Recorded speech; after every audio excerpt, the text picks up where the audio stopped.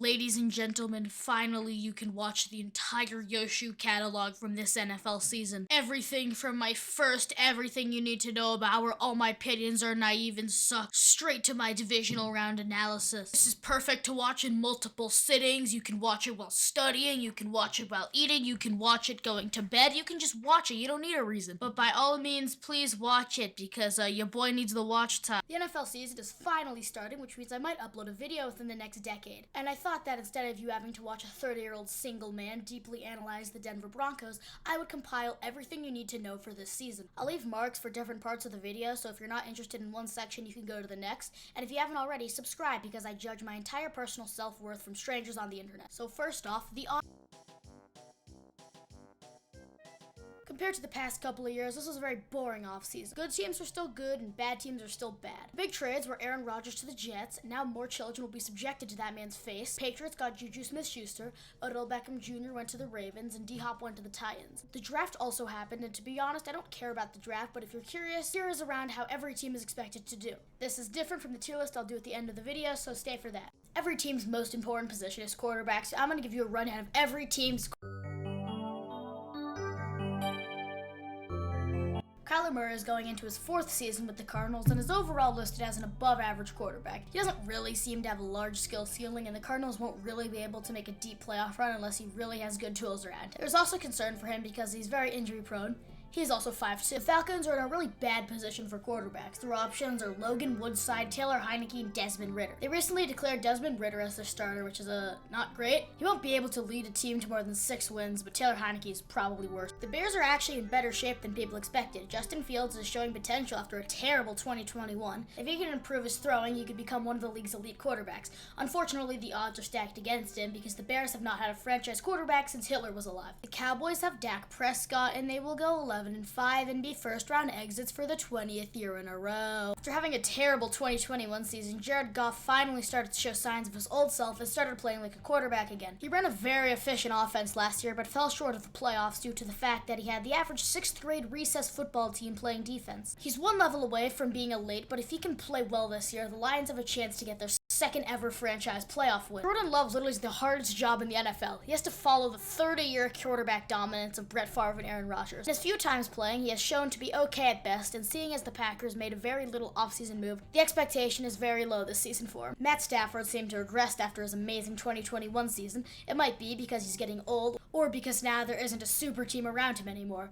Though last year wasn't made any easier because of Cooper Kupp being injured and his own injuries, the hope is that this year he can secure a playoff spot, though to be honest, I doubt it. To be honest, Kirk Cousins might be the most average human alive. There's really nothing special about him, but also literally nothing inherently bad with how he plays. Because of his receivers, he doesn't need to play amazingly to win games. That philosophy works terribly once you play better teams, which is the exact reason why the Vikings had a negative point differential last season. Derek Carr was traded to the Saints, which was low-key a dick move by the Raiders, trading away your franchise guy. He was playing badly in Las Vegas and obviously showing signs of aging. This is really his last year to prove if he has any more worth in the league. If not, he'll probably retire within the next few years. Daniel Jones finally showed signs of being a decent quarterback last year, making a decent playoff run. If he keeps developing, at some point the Giants might be able to start appearing in the playoffs more. Me personally though, I like Jake Fromm more. Jalen Hurts was the best thing to happen to the Eagles since the Philly special. It was a massive risk drafting him in 2020 and everybody thought it was dumb, but in hindsight, literally every team should do what the Eagles did. He was baking for 2 years until he turned into an actual quarterback, and in recent years he's an example of a fast quarterback actually knowing how to throw the ball. Even though he's really good and the Eagles have crazy expectations this year, all of Philadelphia will crucify him if the Eagles don't get a Super Bowl. When originally making this video, I was writing about Trey Lance and then he got traded. Brock Purdy is the quarterback right now, and it's still unclear how healthy it is. It's also unclear if he was a system quarterback or not, so I guess we're gonna see this year. Geno Smith actually was really good for the Seahawks last year. He still isn't very impressive and he's getting old. With his age, there's always a chance that he just snaps his legs, and then in that case, then you have to use Drew Lock, who definitely should not be in the NFL. The Panthers have their first overall pick, Bryce Young, as their quarterback. He does seem to be really good, but day one starters almost never turn out well. If he shows upside, it'll probably be in a year, or not, because he's on the goddamn Panthers. The Buccaneers lost Tom Brady, so they'll go back to how they usually are. Very, very bad. Though there's nothing to worry about. They got the perfect backup for Tom Brady, fucking Baker Mayfield. Sam Howell is the quarterback for the Commanders. I honestly don't think it'll matter that much. He's obviously not incredible, but neither has any Washington quarterback in 5 years. At best, best, he might get them a winning record. Well, that's the NFC. Overall, pretty bad. There's a lot of random new guys who will all lead their teams to 6-11 seasons. But now for the interesting part, the AFC. Lamar Jackson has been one of the league's elite QBs for a while. He's obviously known for his running abilities and for carrying people's fantasy football teams. There's no doubt he will do good for his team if he stays healthy, but that's the issue. When you run that much, the odds of your legs snapping are high, and that issue started to show last year. And it's not going to get any easier as he ages. I really think he needs to improve his throwing skills and learn how to use his legs as a tool, not his main aspect. Kinda like Josh Allen. Speaking of which, Josh Allen is really fucking good. Every year he seemed to have gotten better. As somebody who has watched Josh Allen dance on my team twice a year, I have learned that it is literally impossible to sack that motherfucker. He's got an absolute cannon and is really scary when he goes deep, especially because Gabriel Davis is somehow always open. If he stays healthy, he'll probably be a top 3 QB in the league this year. However, he's still a very physical quarterback and still has a chance of injury. He's also the Madden cover athlete, so he'll suffer a brain tumor week 2. Deshaun Watson was a bad idea. He was gone from the league for more than a year and a half, and even before that, I would say he was barely an elite quarterback. The Browns took a massive risk on the massage master and has not paid off so far. He will either prove everyone wrong, or the Browns will become a massive joke in the NFL for the next 20 years. It's also unfortunate because he's such a great person. Kenny Pickett honestly doesn't seem terrible. He wasn't amazing, but did show upside last season. Obviously, he wasn't going to be incredible because it's his rookie year, but now he's actually developed. It might be good for the Steelers. He has a good coach and a really good defense. I don't think much is going to happen this year, but give him a year or two and the Steelers might make a playoff run. CJ Stroud is the new Texans QB. It should have been Bryce Young, but the Texans decided that this random-ass Colts game with zero implications matters more than the first overall pick. Stroud, though, has the same issue as the other rookies. First year needs to develop. Rookie QBs almost always get eaten up by NFL defenses. Give him a year or two and hopefully become so. I'm not going to spend too long on the Broncos because trust me, I could go on forever, but I'll just say this. Russell Wilson is aging out of the traits that once made him an elite quarterback, and he has lost the ability to make key plays for the offense when they need him to. I would be happy to be proven wrong in 20 weeks, but until then I will stand by that. Joe Burrow is now going into his 4th season as the Bengals QB, and in that time he has transformed the Bengals, shit franchise, into consistently one of the best in the league. He seems to get better every year and is easily top 5 in the league. The only thing he needs now is a Super Bowl, more than that. Like, Anthony Richardson is starting for the Colts, and I think that he is in the same position as the other rookies. He needs to develop. Trevor Lawrence went from being one of the worst quarterbacks in the league to a really solid one. Like what? How did he just start playing like a competent player? He actually uses his legs and knows how to throw the ball to his own team. Unlike other quarterbacks I've mentioned, this year he was able to step up when his team needed him most to win a playoff game. It's a shame that the Jags are still a few years away from building a team around him, but for the first time basically ever for the Jags, they have a franchise guy to build around. The only worry is that this is a similar situation with Baker Mayfield in 2020. Hopefully that doesn't happen. Patrick Mahomes is easily the best quarterback in the league. Even with a shite team around him, the Chiefs are basically guaranteed an AFC championship spot. Hopefully he starts racking up enough rings to eventually join the GOAT debate. Jimmy Garoppolo got traded to the Raiders. Overall, he's alright. He has nothing special about him, but he can get the job done. So imagine him as Tom Brady, who is worse in every way.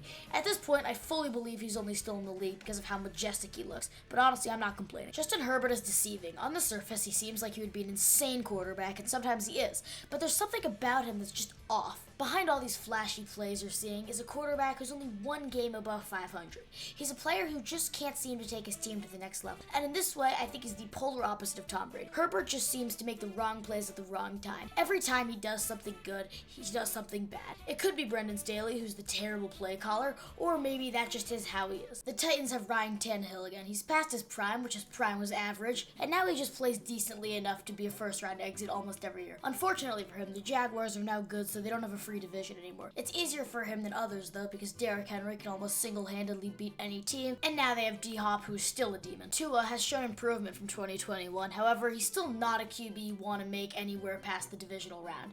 He's just too inconsistent, but more importantly, this man keeps dying on the field. It genuinely scares me when I see him go on the football field. At this rate, he will get CTE and die on the field. I'm about to talk about my Patriots, so this might be a little longer. Mac Jones is pretty fucking sad. He's very boring in terms of skill. Look at him, it's hard to find anything special. The reason why the Patriots still wanted him is because he's very similar to what Tom Brady was like, and if Bill did it once, why not do it again? The issue is that there's a reason why there was only one Tom Brady, and there will most likely never be someone like him again.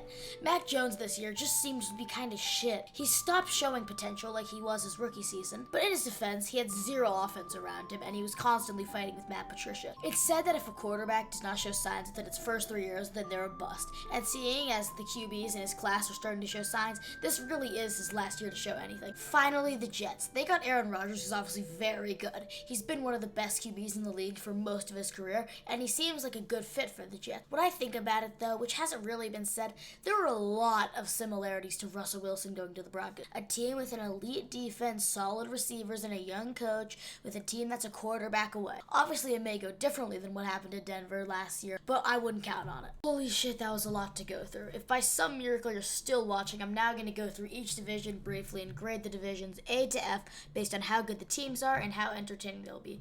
Here we go. The NFC North is the Vikings, the Bears, the Lions, and the Packers, two of which have a lot of potential and high hopes for this season. One of them is just hoping to be mediocre, and the Green Bay Packers. If the Bears play well around Justin Fields, they may have a chance to get the division. The Vikings had the luckiest season ever last year and are most likely to be average without Dalvin Cook, and the Packers are just in a world of hurt. If you ask me, I think the Lions have the best chance to win the division. Overall, a pretty average division, but have two very entertaining teams in the Lions and the Bears, so overall B. The NFC East is one of the better divisions with this big fucking tumor right there, but other than that, they're really good. The Eagles are looking for a Super Bowl this year, and the Giants are trying to make another playoff run. As for Washington, I have them being above average at best. I obviously have the Eagles winning the division, with the Giants getting a wildcard spot. Overall, A-. The NFC South fucking sucks dick. Saints win though. The NFC West really hasn't been talked about this offseason. I would say it's been the quietest division. The teams are pretty similar, except the Cardinals suck a little bit more. I think the 49ers run away with it if Brock Purdy can get healthy, and I think the Seahawks get a wildcard spot. Speaking of which, the Seahawks win the award for the coolest jersey redesigns, C+. The AFC North is pretty stacked. The Bengals are looking for another AFC Championship slot. The Ravens are still solid, even though they won't make noises postseason, and the Steelers are young and developing, and also Cleveland. Overall, it's a fun division, but pretty lame compared to the AFC. B-.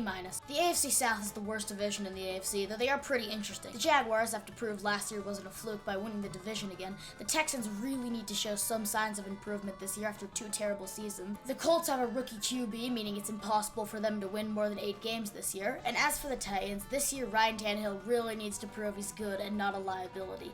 As long as he plays decently, the offense should do enough to win with Derrick Henry. It's a C-. The AFC East is probably the second most interesting division this year. It's arguably the best division now that the Jets have Aaron Rodgers. The main stories are if the Bills can finally reach the next level and make a Super Bowl, can Tua stay alive for a whole season, and can the Patriots win 8 games? The obvious big thing is the Jets. All of the pressure is on them to prove the money they spent is worth it. The division is an A. Lee Bear, they hit the South Tower. The AFC West is the best in football, not because of the rest of the teams, but because of the Chiefs. It brings them to the top. The Chargers might actually win if they show some form of defense. The Raiders have Jimmy Garoppolo, and I don't even fucking know what's up with the Broncos. Division is hella fun though. A+. Jesus Christ, final part. This is the part you guys have been waiting for. It's tier list time. Here are our tiers. We got S. We'll make a playoff run. Playoff team. Just short of the playoffs. Teams that I think will make it in a few years. Mid. Ass. And finally, XFL team. With that out of the way, here we go. The Saints now have Derek Carr. Will that make them good? No. Are they in the AFC South? Yes. That means they'll probably make the playoffs. The Dolphins are pretty good. I think there are still teams who will do better just because of how hard the AFC means. But that doesn't mean they don't deserve playoffs, but I think they'll be short. The Ravens are a good team on paper, and they would have made the playoffs if it wasn't for injury last year. If the team stays healthy, I think they're a wild card. The Bengals are basically locked, almost guaranteed to spot in the AFC Championship. S. Just go to where you belong, buddy. The Giants aren't incredible, but they are showing signs of improvement and even won a playoff game last year. I do think that was a fluke, but I think they'll be a wild card. Last year I thought was insanely lucky, and Kirk Cousins isn't bad, but he's nothing special, and I think losing Dalvin Cook is going to be a big deal. I feel like he functioned as the backbone for the team. They may make the playoffs one year, but for now I think they're going to be short. The Rams are still recovering from selling their souls for that Super Bowl, but even with Cooper Kupp back, I still don't think they'll win more than 6 games. Ass! The Buccaneers lost Tom Brady. Shit's going to be bad this year. I think the Lions have been getting better, and now they actually have a defense. Along with the NFC sucking ass, I think they can make the playoffs. The Bears are showing signs of improvement, but are still far from the playoffs. Justin Fields isn't that good, and the rest of the team is still ass. Don't expect more than 5 wins, but the team is a few years away. The 49ers are still a really stacked team, but I think they're not quite good enough to make the Super Bowl, but they will make some sort of playoff run. The Eagles are still the best team in the NFC and are basically locked for the Super Bowl, but in this NFL, there can be a lot of crazy bullshit to happen. The Raiders are just not good. Josh McDaniels is bad, Jimmy G is mid, and I know for the 1 millionth time I've said this, but the AFG is just too hard. They can sit right next to the Broncos. The Packers don't have Aaron Rodgers, which means they have better playoff luck, but they're still a couple years away. If I could describe the Commanders in one word, mid. The Cardinals have a little goober with glass legs as their QB, which is the best part of the team. Ass. The Steelers are going to have a winning record whether you like it or not. Buffalo is once again going to be really good, but I think they're going to be in a similar position to the 49ers. They just seem to be one step away. The Falcons, mid. The Seahawks are a pretty solid team all around, which in the NFC is usually enough to make the playoffs. The Patriots, I'm going to give them the benefit of the doubt and say that they're a few years away. Right now, the AFC is just too hard. To be honest, they'll probably go 7-2. The Browns are ass, unless Deshaun Watson shows signs again. But until then, ass. You know I made this tier just for the Texans, right? Alright, Chiefs, go up there and shut the fuck up. Cowboys are gonna do the same thing they've done the past 20 years. Win 10 games and be first round exits. The Chargers, I think, are gonna actually start winning, but they're still gonna lose the wild card round. The Jets obviously have an elite quarterback now, but I still think it'll take them time to get used to the system, so I still think it'll be a couple years. Panthers, mid. Titans, mid. Colts, they can finally get out of their QB drought since they lost Andrew Luck. Hopefully in a few years they'll figure it out, but the Jaguars, I think, will win their division and I think even make a small playoff run. I only think that'll happen if Trevor Lawrence gets any better. The Jets for years have been a bad team with nearly a decade of playoff drought, but recently a flicker of hope shining through symbolized light at the end of the tunnel. Aaron Rodgers has come to the Jets to save the franchise. With his new power, the Jets went 17-0 and won the Super. Oh shit, what? Oh, he got injured? Oh shit, I'm not paid enough for this. It seems as though the New York Jets are not allowed to have nice things in this world. After being hyped for the entirety of the offseason, Aaron Rodgers lasted an entire 4 plays in the regular season. I think that it would only do service if we showed a highlight reel of Aaron Rodgers' Jets highlights. Such an incredible player, one of the best of all time. In my last video, I was saying that I think the Jets are going to have a similar situation to the Broncos season last year, but this time Aaron Rodgers snapped his legs in 10 minutes. So until next year, I guess we'll never know. Even though the Jets have a lot of other good players, they've basically thrown their season away because we know they're not getting anywhere with Zach fucking Wilson. The injury was a torn Achilles and is reported that it'll knock him out for the entire season. And this just adds to another reason why turf fucking sucks. But me personally, I'm low-key happy because the Patriots once again won't finish last in the East. I think we need to take a moment of silence for everybody who had Aaron Rodgers on their fantasy team. That's enough time, and thank you to the NFL scriptwriters for giving me content. This is obviously a tiny video, but I wanted to get one out because I just thought it was funny that this guy was so overhyped for 3 months to last 4 plays. So to sum it all up, the Jets are in pretty deep shit, but still best Jets team in 10 years. Patriots game's boring as hell. Let me see if anything else is on. I'll check in with the Broncos. Hopefully they have a close and nice game. Oh, okay. This feels like some sick CIA torture method to force confessions out of Coloradans. I would seriously rather watch whatever the Jamaica Tallowahs are doing in the fucking cricket tournament. Here's a quick scoring summary of the Dolphins' touchdowns. 1, 2. Okay, first quarter, 17-14. That's not too bad. 3, 4, 5. Okay, 35-13 at halftime. Not great. 6, 7, 8, 9, 10. On offense, the Broncos actually did pretty well. Unfortunately, the Dolphins did just a little bit better. Now, obviously, I'm not a Broncos fan, and normally I can just, yap about some funny things, but I really don't think I can express the true grief a Broncos fan must go through watching a 70-20 loss. So I interviewed a Broncos fan. And he torched us for 370 million yards. You're good. Let's take a I mean, chill. I don't even know what to do. Let's take a I don't chill. even know what So, what's up with your mental state watching in the fourth quarter and seeing your team down 56-0? I started crying. I just sat down and started crying. I mean, there's nothing else to do.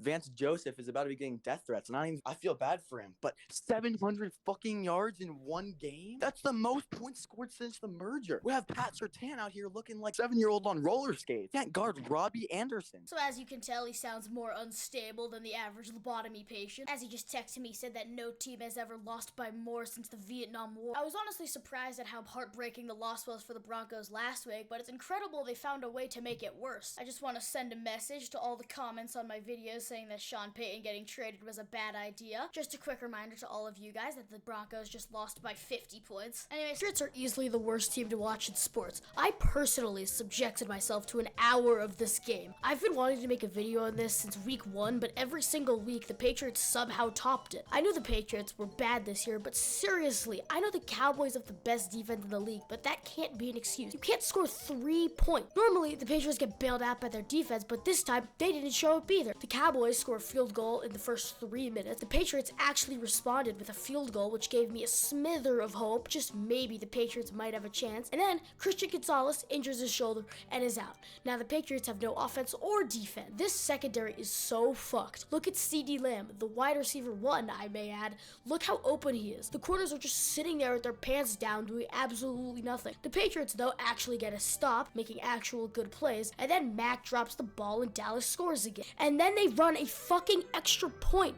That is some Madden shit. That's bullying on another level. The Cowboys offense wasn't even good either. Mac Jones just sucks ass. After driving down the field, he throws a pick 6. At this point, he has scored negative 12 points in the first half. Now it's halftime and it's 28-3. Sound familiar? Well, you're fucking wrong because we have Mac Jones who sucks turkey dick. Okay, guys, we're not gonna convert, but we're gonna try our best. Come on. Holy shit.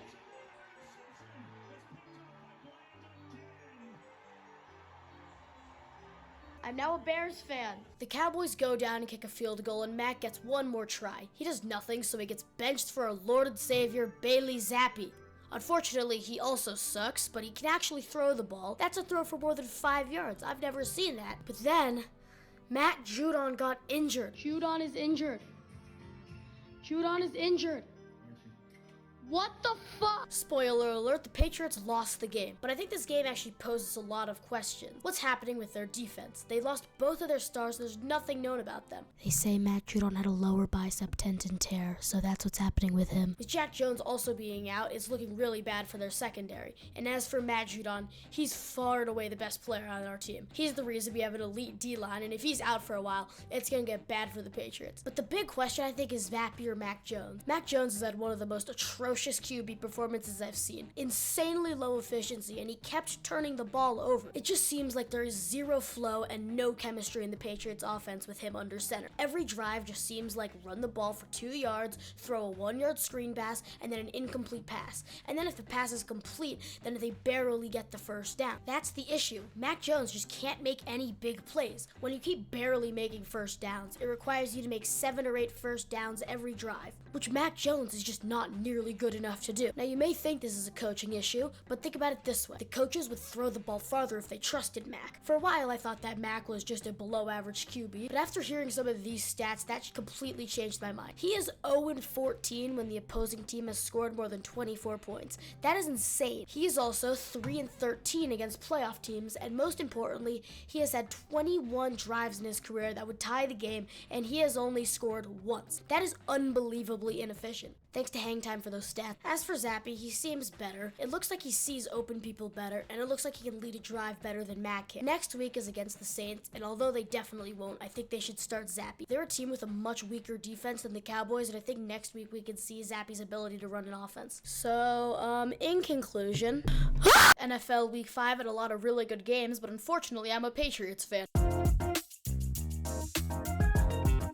Incredibly, the Bears won their first football game since Queen Elizabeth was alive. It's really kind what the Commanders did for the Make-A-Wish Foundation by letting the Bears win a game. You know, Commanders, it really would be a lot easier to win games if you didn't go straight for the pick 6 on a high lob. I just want you to know that you gave up 40 points to the Bears offense. By the way, this is what the Bears do during practice, so I just want you to understand what you lost to. I really hope the Commanders get one game away from the playoffs so they can go back to think that they lost their one game to the Bears. Unbelievably, the Bills did the unthinkable and survived 60 minutes in the UK, although they couldn't beat the Jaguars, who were used to the UK by now. Gabe Davis had his yearly game where he just goes fucking apeshit, and then now he will get 7 points for the rest of the year. The best play the Jags had was Zay Jones absolutely cooking his defender. I never actually watched the game because waking up at 9:30 was way too much of a daunting task for me. This was by far the most excruciating sporting event I've ever watched. Mac Jones is the worst quarterback I've ever seen. His passer rating was 30, and he has now thrown more pick 6s passes at Gillette Stadium than Tom Brady did his entire fucking career. Literally nothing was going right for the Patriots. Fun fact, you might not know this about the NFL, but when you haven't scored a touchdown in 10 quarters, it's really hard to win games. The Ravens got off to a good start, but somehow the Steelers actually made the comeback. During this game, 3 more Ravens were injured, and people are getting so confused as to why they keep losing all of these players, but I actually found footage of the Ravens rehab facilities. Did you say?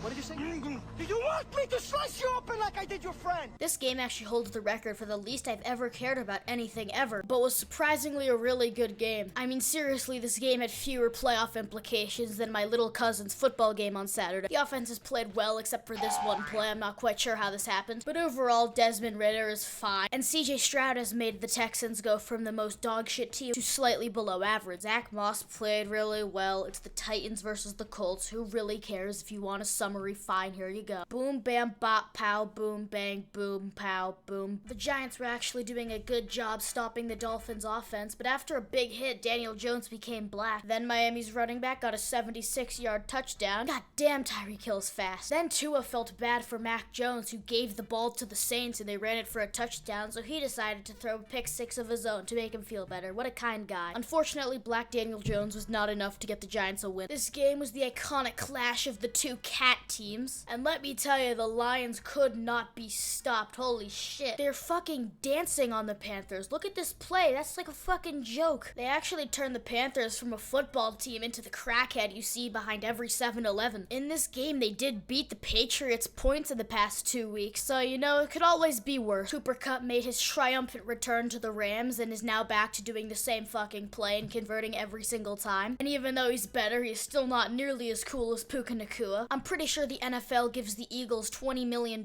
every time they do the tush push so that more assholes can make articles on if it should be banned or not. The Rams played well, but they just couldn't match the Eagles. Tony, can we get the sad music?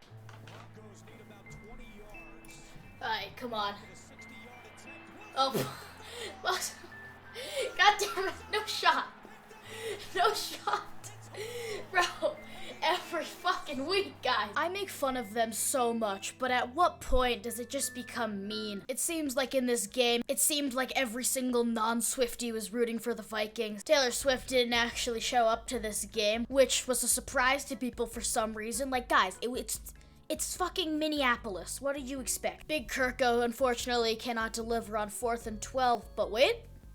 There is no foul for pass interference. The refs decided that they don't want to be blamed for another loss. The 49ers served justice to the whole Patriots franchise for them getting absolutely mauled by the Cowboys. I don't know why, but there's just some magic with how the Cowboys play. Just to sum it up, look at this play. The fumble recovery and then sacked on 3rd and 2 in your own end zone. After this game, the 49ers are now 5-0, which means that my tier list from this year was perfect, baby. Let's go. Wait, ignore that.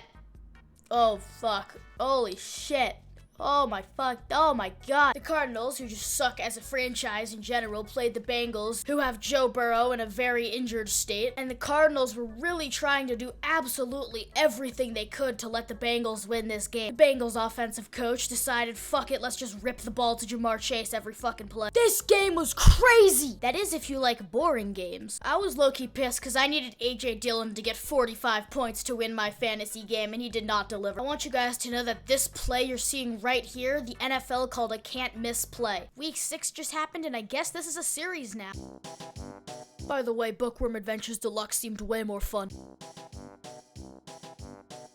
Amazon carries on the tradition of having the most boring football games of the week on Amazon. As of before this game, the Chiefs had a 15-game winning streak over the Broncos, which was 7 years. Though as per usual, blowout was way too nice for the Broncos. For most of the game, Patrick Mahomes continued to play down to his competition until he was eventually able to break through the Broncos' shitty defense. I'm pretty sure that the NFL stated a rule that every single player on the opposing team will get fined $25 million if they let the Chiefs lose while Taylor Swift is in attendance. The play of the game was Harrison Butker kicking a 60-yard field goal. Unfortunately for the Ravens and Titans, they had the punishment of having to go to London. I can assure you there are 0 people in this crowd that cares about this football game. 3rd and 1, the Titans said fuck this and just made Derrick Henry quarterback and have him run himself into the Ravens. The Ravens did a similar play but kept Lamar Jackson in, and it went so unbelievably terribly. If I could really describe this game, it would just be big plays getting called back because of penalties. For the single Titans fan on the planet that's wondering what the final score to this game was, they lost to the Ravens. Dolphins. The Panthers had their best game of the season because they scored 14 points on the Dolphins in the first quarter, and then the Dolphins proceeded to score 42 on them. Look how absolutely lost the Panthers defender is on this play. Like, he's just so defeated. When you see the Dolphins, they can just casually score 42 points like this. It just seems like they're unstoppable. But then you also kind of remember they're playing the Panthers. I feel like it's still unclear how well they can hold up against better teams. Bad news, now I have to go over the Texans-Saints game. This game was less interesting than the storyline of Papa's Pizzeria. This game was more boring than the average economics podcast. This game was less interesting than a Khan Academy tutorial. This game was less interesting than a Nickelback concert. This game was less interesting than a United Airlines safety debriefing. It seems like in this game, the Saints were doing absolutely everything to make sure Houston won. This dude got an interception and then fumbled the ball after fucking one hand got on it. What was going through the offensive coordinator's head calling this on a 4th and 4? This game also really makes me think who's watching this. The game really wasn't that competitive. For me, I think this is the worst play of the week. Bijan Robinson tries to go for the Odell stick-ass highlight reel catch and then completely fucking misses. It's truly a mystery to me how the Falcons are 3-3. This 49ers game was so embarrassing. Brownie the Elf, who's now in a cool white robe, cursed all of the 49ers to play like an XFL team.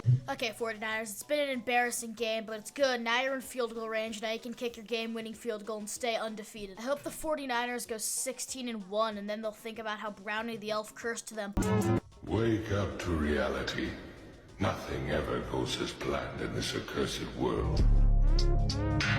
Joe Burrow is finally starting to play like himself again, but that doesn't change anything from T. Higgins never getting the fucking ball. Not to mention that the Seahawks are playing pretty terribly too, so it's not like they're that good. This play right here wins the award for the worst play-action play ever. I think the Bengals are gonna go 10-7 and somehow make the playoffs, and Joe Burrow is gonna pull enough rabbits out of his ass that they make the AFC Championship again. The Buccaneers came on repping the best jerseys in the league by far, but unfortunately with the jerseys came the Buccaneers playing like an actual creamsicle. Mediocre and melts very quickly. The Lions continue their dominance over the league, giving payback to every team that has wronged them in the past, which is every single team in the league. Oh my god, he's awake after 5 years in a coma. Tell me, doctor, what did I miss? Well, a new team owns the NFL. Oh, like that Patrick Mahomes kid? Sir, the Detroit Lions. What the fuck? There isn't a whole lot to say about this game. It's becoming way more obvious that the Cardinals are tanking, and the Rams are looking really good with Cooper Kupp. The reason why this segment is also short is because I spent 30 minutes working on that skit 10 seconds ago. I don't know what to say about this. I don't know if I can, to be honest. The Patriots are just so atrocious. Their defense isn't even that good anymore because of their injuries, but holy shit, their offense is a different level of terrible. Mac Jones has zero pocket presence. They have literally zero receiving core. The only good receiver on their team is Kendrick Bourne, who is like a wide receiver 3. The Patriots really just make me want to. In this game, Big Kirko was on the field, so you already know I watched it. Can we just talk about how atrocious Justin Field is? I don't think this man has the proper eyesight to depict the difference between the Vikings colors and the Bears colors. Crazy how optimistically I spoke about him in my preview. Meanwhile, Big Kirko is the best player on the field by far. Kirko and the gang Kirko and the gang obviously acquired a cheeky dubskis as usual. To be honest, I have no idea what happened in this game, so I'm gonna leave it up to my boy Josh Dobbs to tell you what happened while I go take a shit. Hey, sports enthusiasts on YouTube, gather round because we've got a touchdown tale to tell. The Jacksonville Jaguars, channeling their inner feline prowess, roared to a whopping 37 points. Meanwhile, the Indianapolis Colts trotted their way to a respectable 20. It's a jungle out there, and the Jags left their paw print on this gridiron adventure. Kids, this is why you get ChatGPT Premium. The Eagles, who have been playing down to competition for the past 3 weeks, play the Jets with Zach Wilson, who's currently high on Molly. Look at this, the tight end just bounced the ball to the Jets. It's actually crazy to me, just the pure talent these guys have in the NFL. I mean, just look at some of the throws they're pulling off. Breece Hall scored the only Jets touchdown, and Randall Cobb, who's somehow still in the league, got the 2-point conversion. Shit, I'm running out of time to make fun of the Cowboys. I have to to summarize the Bills game real fast. Nobody gives a shit about the rest of this game, but this call is absolutely heinous. Bro is tugging so much. The Cowboys played the Chargers, and it was a pretty good game. I didn't watch it. I had to do bio homework. The funniest plays for me were Dak Prescott slowly running it in for a 20-yard touchdown, the Cowboys severely failing to do the tush push, and this absolutely stupid play call on 3rd and 10. Brendan Staley is a special kind of NFL Week 7, 7 minutes. This is way too much. Starting off on Thursday, the Jags played the Saints to an audience of a whole 6 viewers. The first half, the Jags were playing well and scored 17, while the Saints were just kicking field goals. Derek Carr threw an excellent touchdown pass. The only issue is that it was to the other team and in the wrong end zone. Fun fact, on 3rd down to tie the game, the Saints tight end decided that he didn't want to catch the ball. Besides that, there was like a fake punt. That was pretty cool. Remember that skit I made about the Lions last week? How I said that they owned the league? Well, they took that as a challenge by playing the worst game possible. I mean, the first half was just so unbelievably terrible. I don't blame them for just kind of giving up in the second half. They dropped 28 on the Lions in the first half. I'm not really sure what's up with the Ravens. I mean, they're a good team, but I just get a lot of Dallas Cowboys energy from them. I just know for a fact that in like week 15, Lamar Jackson is gonna snap his legs. Ladies and gentlemen, we are gathered here today for the fabled legend that hasn't happened in decades. The New England Patriots winning a football game. It has been so long it became unknown if it was even possible to happen. Watch Mac Jones make competent plays that don't give the ball to the other team. Watch as soon as the Bills start scoring, the Patriots don't immediately crumple up and die, and actually march the ball down the field to get a game-winning touchdown. In all seriousness, I have no idea if this game has more implications for the Patriots or the Bills. You can still tell the Patriots are very dysfunctional, but I mean, like, they kind of got it together this game. I mean, they don't look like a playoff team or anything, but they're playing all right. As for the Bills, I'm not as sure. It looks like Josh Allen is just so much less consistent than before. He's just like giving the ball away way too much. He already has 7 interceptions, which is 1 per game on average. Against the Commanders, the Giants finally started playing like a competent football team, and the Giants scoring the first touchdown had unintentionally the funniest moment in the entire season. First touchdown in a month. First half touchdown of the year.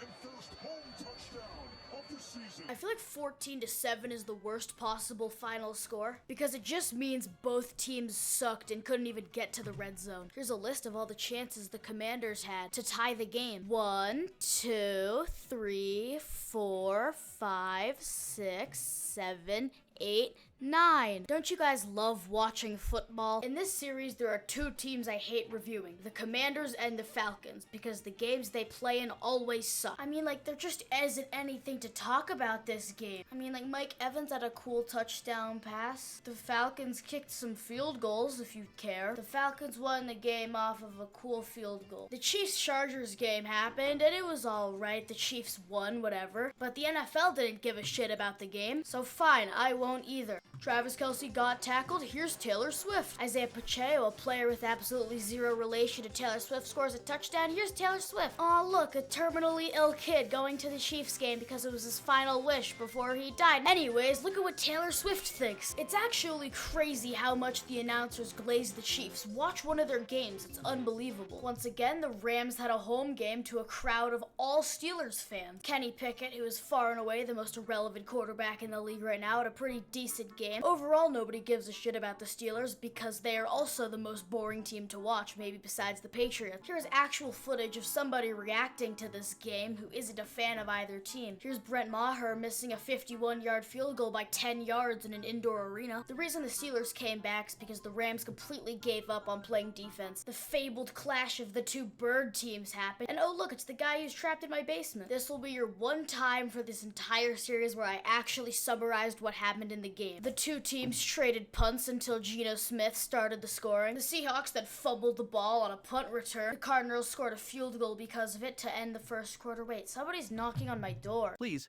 feed me. I can feel my ribs. Josh Dobbs, are you seriously asking to be fed again? You were fed last week. Just a cup of water. Anything. I can't see straight anymore. Oh, you're getting too greedy since I let you out last week, but maybe if you behave, I'll let you out again next week. I don't want to be on your shitty YouTube channel with 10 subscribers. I want food. Yeah, and I also ate food today, so I don't want to hear it from you. I accidentally forgot this game, so I'll just put it right here. I'm not sure why, but Fox exports all their videos to the NFL on a 1998 Dell laptop, but I mean, you're not missing much. This game was between two backup quarterbacks, and one of their last names is Baguette, so if that doesn't say anything about this game, I don't know what will. Baguette played a pretty decent game, but it was apparent how much the Raiders just didn't want to win this game. Dante Foreman saw how atrocious the Bears offense was and said, "Fine, bitch, I'll do it myself," and got 3 touchdowns. This game ended once Brian Hoyer threw an atrocious pick 6. This game is actually the worst case scenario for the Bears because it gives them hope now. Broncos did the impossible and won a football game. Well, that was not without a lack of trying to lose. They almost choked away a 2-score lead, but the Broncos actually marched down the field and scored a field goal to take the lead. A.J. Dillon got a rush to the 50, but then Jordan Love got a sack. This game ended like every other game this week. A 20-yard throw into double coverage intercepted to lose the game. For Packers fans, this game solidifies that they won't have a franchise quarterback for the first time in 30 years. I'm not actually sure what this will mean if you're a Broncos fan, but they'll be fine. They went through the entire 5 stages of grief last year. Right now, they're on pace for another legendary 5-12 season. Finally, the only 2 games people care about. The 2 current hottest teams in the league right now played each other, and it was pretty disappointing. The start of this game was incredibly slow. Neither team could somehow score a touchdown in the first quarter. I mean, overall, the Eagles defense did what they needed to do, and the Dolphins defense didn't. After they tied the game, the Dolphins just kinda quit. This game also once again sparked the weekly debate of if the tush-push should be banned. This debate continues to be stupid as hell. Just because a team is good at something doesn't mean it should be banned. I mean, like, Mac Jones can't deadlift 600, but it doesn't mean it's not fair. Just because RG3 runs a 4.4 doesn't mean that they're gonna ban quarterback rushing. Okay, one more game. This game was the quarterback battle between some 9-year-old who was the last overall pick and Kirk Cousins, who was a god among men. Though because it's primetime, Kirk Cousins is normally reduced to the opposing team in earbud. Though this time that didn't happen. For some reason, the 49ers played like hot ass. And also, both teams kept missing field goals. This game also ended with a game-losing interception. So this just gives the main question for the 49ers. They've played 2 bad games in a row. It's too early to start throwing the F word around, but we'll see next week, I guess. Happy Halloween, everybody. This is gonna be the spookiest episode of this series, but I'm not doing anything for Halloween because I'm... Hey, big Dick Randy, he take booty, not just candy. This was the best game of Thursday Night Football this year, but that's kind of like saying Mussolini was better than Hitler. This game was kind of the usual for the Bills, which is this season, Josh Allen playing like ass half the time, and then he just starts cooking at some random point. Baker Mayfield tried the best he could to win this game, but unfortunately his best is slightly above average. The Bills almost won off of a sack, but Jeff Bezos told the NFL that they would have no iPad for a week if they didn't make the game interesting, so they called a face mask. Then Jeff Bezos told the Bills you get no tush push, which led to the Bucs getting a Hail Mary and then losing. By the way, the NFL put 0 buys this week, which is weird as hell. The Eagles continued to play down to competition as they played Washington again. Can you genuinely tell me if the Commanders are from Washington or Washington, D.C.? I actually have no idea. Sam Howell, who is a quarterback in the NFL, gets Washington to an 11-point lead. Then the Eagles start trying. Oh, wait, never mind. Then A.J. Brown had a crazy-ass catch, and then at that point, the Eagles started winning. Here's my scoring summary. Boom, boom, boom, boom, boom, boom, boom. The Rams probably played the worst game of the season since the Dolphins-Broncos game. In the first half, you let the Cowboys score 33. Jesus Christ. These guys quite literally couldn't get the ball past the 50-yard line. Why are you running a Philly special? You're down by 20. It's funny to me that the Cowboys still had to play like 100% the entire second half because they know they could choke in 15 minutes. I had absolutely 0 expectations going into this game, and it still disappointed me. The Patriots are 1-6 against the Dolphins in the past 5 years, so I literally had a better chance of getting a girlfriend than the Patriots winning this game. The game was going smoothly for the Patriots until the announcer started glazing Mac Jones a little too hard, and then Mac Jones took that as a challenge. Also, Kendrick Bourne is out now. Can the Patriots please trade for a receiver? Never mind, it's too late. The Vikings are on their way to make their season comeback, and it's off to a great start. They're mauling the Packers. The Vikings got off to a 24-point lead, and then... Quarterback Kirk Cousins suffered what unfortunately looks to be a significant season-ending injury to his right lower leg. There's Kirk Cousins. He has been ruled out for the remainder of the game due to an ankle injury. Dress rehearsal? Big Kirko wakes up dripping like this. It is kind of sad to see him go. Seeing as the NFL has so many terrible people, it's pretty sad to see an actual good guy get out. In terms of the Vikings, apparently they traded for a new quarterback. Let me see who that is. Wait. No. No! No! No! Welcome back to our NFL Week 8 matchup analysis, and today we're diving into the exciting clash between the Pittsburgh Steelers and the Jacksonville Jaguars. In this thrilling showdown, the Steelers are looking to maintain their stronghold in the AFC North, while the Jaguars are fighting to build on their momentum and make their presence felt in the AFC South. All eyes will be on the dynamic playmakers, such as Ben Roethlisberger, Najee Harris, and Chase Claypool for the Steelers. Josh, I know I just got stabbed, but those players haven't been on the Steelers in years. Shut the fuck up or the dog is next. Anyways, the Jacksonville Jaguars and the Pittsburgh Steelers, the Jaguars hey, you know emerged what? victorious Fuck with a this. final I'm score not of going 20-10. down without a fight. Yes, I did just make a section of me fighting an AI. The Colts' favorite thing in the world is just not playing defense. When you get an absolute piss missile thrown by Derek Carr against you, that's how you know you're not really playing defense. The sheer amount of random-ass 50-yard plays in this game is crazy. I'm calling these types of games fake shootouts. Games that you would think are good because they're crazy high scoring, but in reality, it's just because nobody was actually playing defense. Do you like punts? Because, oh my god, I have a gift for you. I also hate entertainment. For those of you who are above 21, let's play a little drinking game. Take a shot every time the punt happens. 1, 2, 3, 4, 5, 13, 14, 15, 16, 22, 23, 24. Are you fucking dead yet? This game was the very elegant passing of the torch of the worst team in the league last year, passing it on to this year's worst team. I'm sure the former Texans coach smiled watching this game as Bryce Young completely fucking sucks. He's the only reason why the Texans have CJ Stroud and not Bryce Young. This game was extremely low scoring with neither team wanting to score a touchdown. The thing is, these teams that are winless have literally nothing to lose, so they're gonna do everything in their power to win the game. There's a very small and prestigious group of winless teams. The Titans went out wearing their Houston Oilers jerseys, and to honor the Houston Oilers, they did what they do best by fumbling on the first play. Shout out to the corner who left man coverage against DeAndre Hopkins to try to draw the flag. DeAndre Hopkins was cooking all game. He had 120 yards and 3 touchdowns, which in the only measurement that matters, fantasy points, that's 34. He literally had 4 receptions the entire game, and 3 of them were touchdowns. Even though Tennessee was trying literally everything in their power to choke this game, the Falcons somehow managed to one-up them. This game really deserves a deep dive, so that's what it's gonna get. You already know when I'm giving the Broncos a deep dive, that's how you know it's gonna be a fucking doozy. Unfortunately for the Chiefs, Taylor Swift is not in attendance. She could not care enough to come to Denver, Colorado. This might actually be the game where the Broncos beat the Chiefs for the first time in 16 games. Said quite literally nobody watching this game. The Broncos actually start off with a touchdown on their drive, and then the Broncos defense held the Chiefs offense to a field goal. If you've watched the Broncos at all this season, you know their defense wouldn't be able to stop a woman who's 9 months pregnant. The Broncos unsurprisingly couldn't do anything, but they actually forced a fumble against the Chiefs. After this touchdown pass, 3 people in the audience thought that maybe the Broncos could do it. The Chiefs could not stop sucking. For the entirety of this, the Chiefs offense was about as efficient as wet cardboard. By 30 seconds left in the 4th quarter, the Broncos were winning 24-9. As the clock hit 0, the crowd that was 60% full at this point was screaming like they just won the Super Bowl. Anyways, can't wait for the Broncos to lose next week. This was a game that nobody had on their radar because it went about as expected. I don't get why people give the Browns defense so much credit. They're like, okay. The Browns took the lead, but once the 4th quarter started, they just ran out of steam. After a crazy-ass interception, the Seahawks had one more try to get down the field, and they got their game winner with 40 seconds left. Damn, I've really been wanting to review this Cardinals-Ravens game. Wait.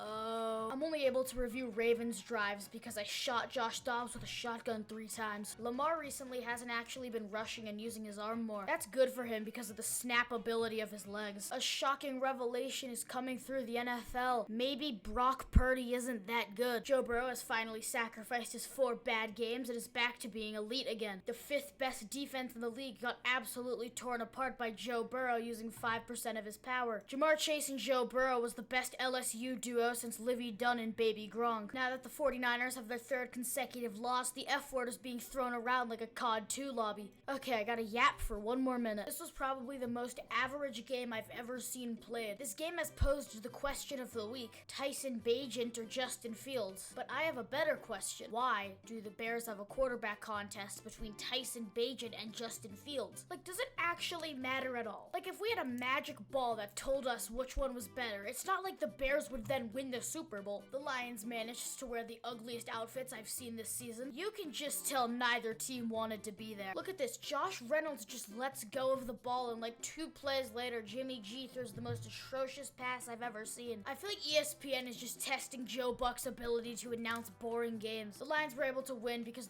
another long week of watching sweaty men play with balls. But hey, at least the NFL was pretty good this week. Amazon once again delivers with another excruciating watch. Will Levis was starting this week for the Titans. He's not that good, but he realized that if he just threw the ball to DeAndre Hopkins, he would make something happen. Ryan Tannehill unfortunately hasn't realized this. As for the Steelers, their offense is still excruciating. I would rather be put on the rack than watch the Steelers offense. For those of you who don't know, the rack was used as a form of torture in the London Tower, which consisted of your arms and legs being tied to a ladder. However, the ladder handles were loose and would spin. They would spin the ladder to force confessions out of prisoners of war until all of their arms and legs fell out of their sockets. Unfortunately for the rest of the NFL, the Steelers' defense was good, so they were able to win this game. Tyson Bagent is starting again for the Bears, which isn't very good for them. It is wild to me that both Justin Fields and this dude are on NFL rosters. At the end of the day, all these games boil down to one team doing what they need to, and the Chicago Bears existing. The Saints now have a winning record and are probably gonna have a home game during the playoffs, and there is literally no way this team wins a playoff game. I will buzz my head if the Saints win a playoff game. The Browns played the Cardinals at home and it went about as you'd expect. It's pretty hard to say that Cleveland did well, seeing as the Cardinals would rather die than win a football game. I mean, like, how are these guys dodging the tanking allegations? If they can't see a wide open 90-yard touchdown, they just give up.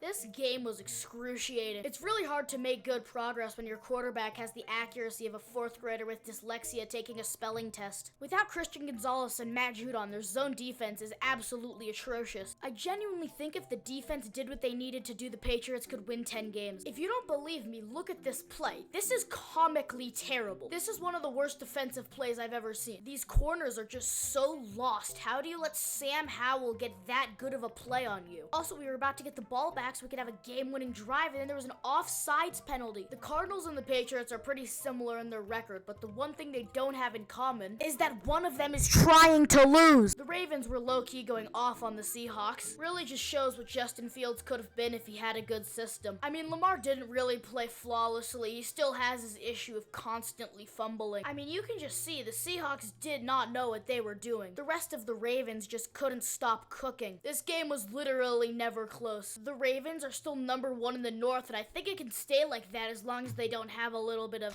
Alright, I'm a solid 30 seconds off pace. This was the best game of the week. Unnamed random Vikings quarterback got the Vikings a field goal before getting injured, and the boy Josh Dobbs was immediately in and started it off with a safety. Josh Dobbs' goal at the start of this game was to make Vikings fans as sad as possible. I mean, like, what the fuck was that throw? Like, what are you doing? This was a great day to have Younghoe Koo on your team because he dropped a casual 19 points. Unfortunately for Josh Dobbs, the Vikings have the most inefficient defense on planet Earth. At some point during halftime, Kirk Cousins kissed Josh Dobbs on the forehead and made him play like God. This man led a game-winning drive, and he hadn't taken a single snap in practice for the Vikings yet. And he fucking won them the game. This is the best game of the week if Josh Dobbs wasn't holding me at gunpoint. The game started out pretty normal. In the second quarter, the Bucks got up to a 10-point lead. CJ Stroud tried to do shit, but unfortunately, the Texans have literally nothing going for them. Now, ladies and gentlemen, I present to you the second half of this game. CJ Stroud went absolutely crazy. He literally might have had the best rookie performance ever. Look at how crazy some of these balls being thrown are. Bro dropped 41 fantasy points. The Texans defense played like shit, and it did not matter. Bro's throwing some of the craziest balls I've ever seen while Bryce Young is still struggling to get past the line of scrimmage. He just casually won the game while throwing 4 touchdown passes in the second half. This is getting so fucking long. I know 0 people care about this game on the planet, so I have a better idea.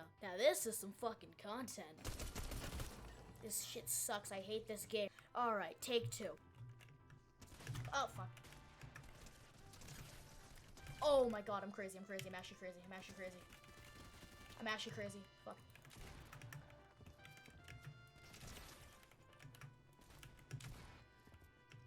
Oh. Gotta lock in. Ain't no way.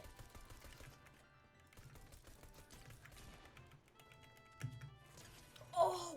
I'm nuts! Oh.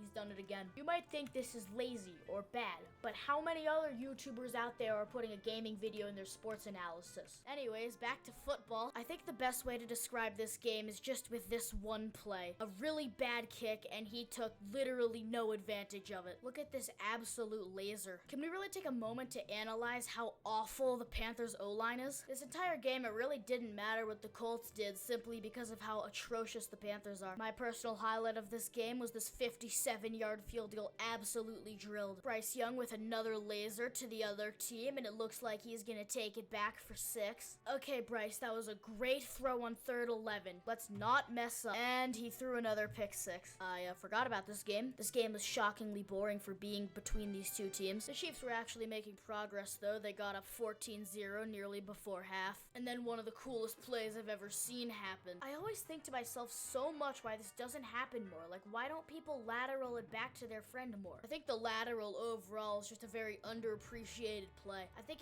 after this, the Dolphins tried making their comeback. They made it a 1-score game after Patrick Mahomes had a shitty fumble. By the way, you actually asked for there to be a football game in Frankfurt. Like, why not like Paris? I've conceptualized this idea for the South Sudan games. NFL, if you're watching this, please make my dream a reality. Oh my god, the Giants suck. Like, it is actually so embarrassing how much they've regressed from last year. I mean, they're just playing like they don't care anymore. I think they've entered football depression. I mean, they've spent so much money on Daniel Jones, and he is so bad. I think they're the only team in recent years to reach this. I think the last time they were here was when they ran their fabled QB sneak on 3rd and 9. For anybody who's a fan of any team in the NFC East, this was the equivalent of the Super Bowl. But for everybody else, they're left wondering why this has 2 million views. Oh, here's a tush push. Make sure to take a shot. I don't know why, but I just feel like everything the Cowboys do is fraudulent. Just watching it, I feel like it looks like they didn't mean to have that play happen. In this game, the Eagles actually started playing like themselves, which was weird because in the past couple of games, they've really been playing down to competition. It was probably because the O-line was too focused on their Christmas album. Oh, hey, take a shot. Quick reminder that these players are professionals and that this is what they do for a living. I don't get how NFL players don't catch the ball sometimes. The classic rivalry between the Bengals and the Bills happened, which was actually the first time DeMar Hamlin has been back to this stadium since the incident. Now, I don't want to kill the mood, but DeMar Hamlin was benched because he was never that good. The Bengals are back to being one of the best teams in the league, which means that my tier list was right after all. It's weird to think that if you were to go by every physical factor, Josh Allen would seem like a way better quarterback than Joe Burrow, but just something about Joe Burrow makes him so good. Also, Josh Allen still has his big issue of giving 1 interception per game. He has had 1 interception 5 games in a row now. It's a serious problem. This game was an atrocity for New York on the level of 9/11. The Jets have a 23% completion rate on 3rd down, which would be the lowest since 1978. The slightest bit of hope that the Jets might win this game was completely destroyed after the Chargers returned their first punt for a touchdown. It just kept getting worse for the Jets. By the end of the first half, they already had 3 fumbles. I'm stealing this idea from Barry, but as far as I'm concerned, he hasn't done it this week because I'm uploading this before him. So here are my Week 9 awards. No doubt this week, MVP CJ Stroud. He played one of the best rookie games of all time. That man is single-handedly carrying all of Jacksonville on his shoulders. This one was tough for me, but I'm gonna say that my LVP is Bryce Young. A pick is bad, but a pick 6 is a whole other thing, and especially doing it twice in a game. Best team of the week, I'm gonna have to go with the Chargers. They executed on all fronts, and the Jets could not do shit about it. A little bit of a time jump here.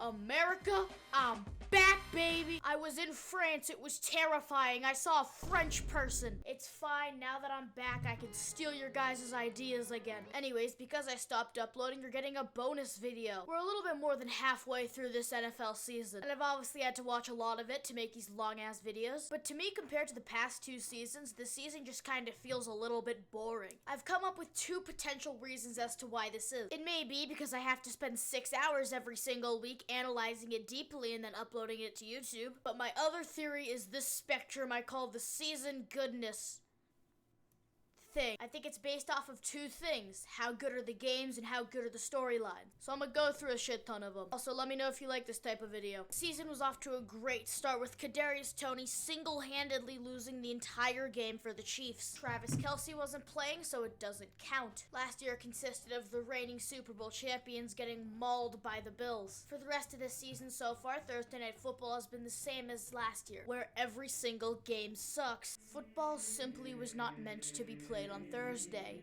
Genghis Khan. You gotta remember Aaron Rodgers' classic return from the Green Bay Packers to the Jets. As we know, that whole ordeal went swimmingly. The opening week rounded off with a classic 40-0 win over the Giants. But the Giants won a playoff game last year. This was a fluke, right? So overall, this season had a pretty sick debut. Not a whole lot happened in week 2, but oh boy, week 3. Biggest blowout in the Super Bowl era. I think this was probably the lowest point any team has ever been at in their entire history. When you're at the point to where the Dolphins head coach is asking fans in the stands for play recommendations, you're really fucked. If you showed somebody this game, it would be absolutely insane to think that this team is now over 500. Also, out of sheer embarrassment, I'm no longer commenting on the matter. The thing is though, the stories are funny, but like the games aren't good. Like there weren't any good games so far. Going into weeks 4 and 5, the main stories were the Patriots getting absolutely mauled 2 weeks in a row. Joe Burrow was still playing like ass, and Josh Allen once again proved he's superior to the entire Bills franchise. But most importantly, the greatest series on YouTube started. I hate it, I hate it, I hate it. It's the only reason I got big, but still. And then things get quiet for a bit.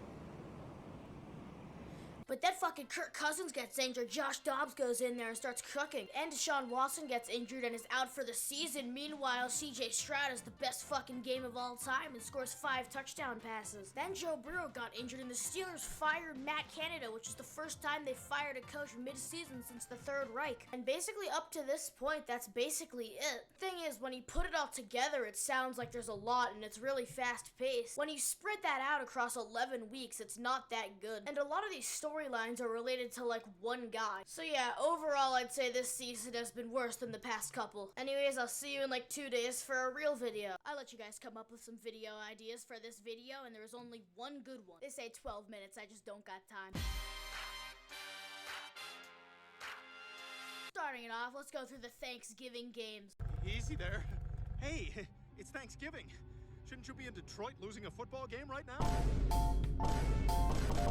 It really doesn't matter how good the Lions are. It's just destiny for them to lose on Thanksgiving. This game was over in the first quarter. There wasn't even like a comeback attempt. They just sat there and took it. Even Jack Harlow somehow lost. They just gave him like one inflatable igloo and told him to figure it out. If we're talking the deepest bags of all time, can we just put the Cowboys in the regular season on there? They're dropping a casual 31.5 points per game. And then as soon as the playoffs come, it's all down the drain. Find 1,000 people and ask them for their Super Bowl prediction. I will give you my kidney if a single one puts the Cowboys on it. It was just 60 minutes of straight whooping, along with a little plastic surgery showcase. This is the craziest stat you'll hear all year. Deron Bland, who is a cornerback by the way, has more touchdowns this year than Daniel Jones. The 49ers, after having a cute little loss streak, were able to get their shit together again. The Seahawks throughout this whole thing could not stop Deebo Samuel. Look at this play. This is a professional. This man could not stop dropping dimes. He had some rough games, but Brock Purdy's definitely in the MVP discussion. Normally Chiefs-Raiders games are about as entertaining as reading Shakespeare. And let me tell you, this one was no exception.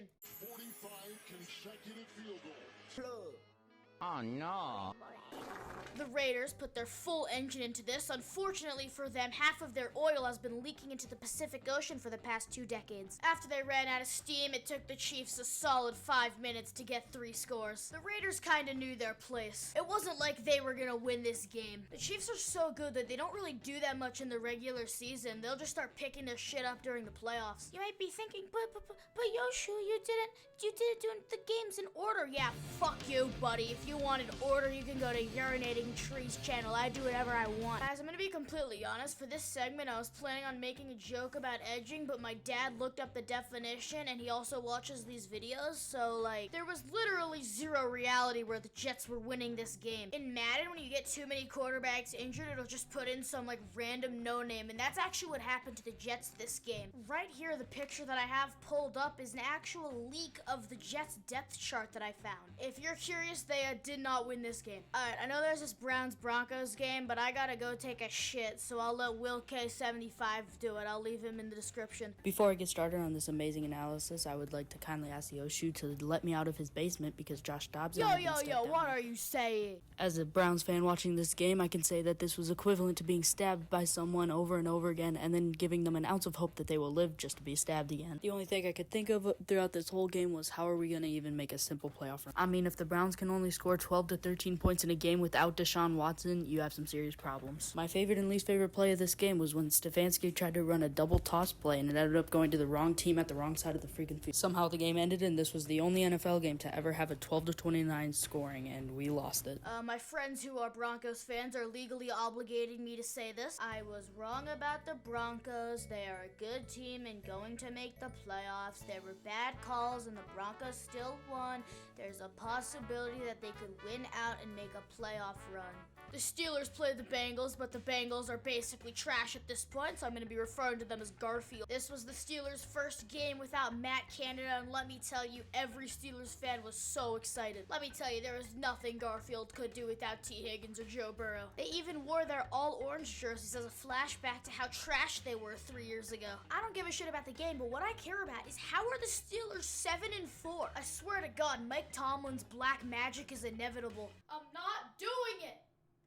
I'm not doing it! Patriots could only drop 7 points on the New York Giants. Mac Jones would have had a higher QBR if he threw the ball at the ground every single play instead of throwing it. Bill Belichick needs to be fired. His coaching style is fucking ancient and it is so obviously not working. I'm so done with this team, dude. It's so bad. The Saints and the Cardinals once again fighting to see who have a winning record, aka win the NFC South. Derek Carr as a quarterback is just not a good idea in general. During this drive, he was just dropping straight heat, like bro could not be stopped. Then as soon as he got to the red zone, a timer went off in his head and he immediately threw the worst pass of the week. If it isn't for this one play, they probably win the game. Desmond Ridder also confuses me. He was playing really good this week, but some weeks he just doesn't know how to throw the football. This game is what the hood likes to call a classic Indiana Colts W. Defense is not present in this game, but don't worry, the offenses will overpower their shittiness. Look at their mentality. This is what I call neither team wanting it more. These defenses made both of these running backs look like prime Larry Zonka. This is another one in category of fake shootouts.